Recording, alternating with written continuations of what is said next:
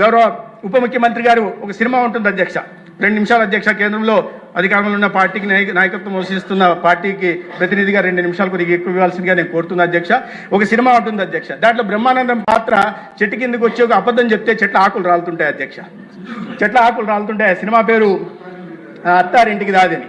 అటువంటిది అధ్యక్ష, గతంలో 5 సంవత్సరాల పాటు ముఖ్యమంత్రిగా ఉంటున్న వ్యక్తిని పొరపాటున నల్లమల అడవులకు తీసుకెళ్లి ఒక 3 నిమిషాలు మాట్లాడిస్తే చెట్లన్నీ ఆకులు రాలి మోడివారిపోవడమే కాకుండా 10 నిమిషాలు మాట్లాడితే మొత్తం నల్లమల అడవులు భస్మీపటలమయ్యే ప్రమాదం ఉంది అధ్యక్ష.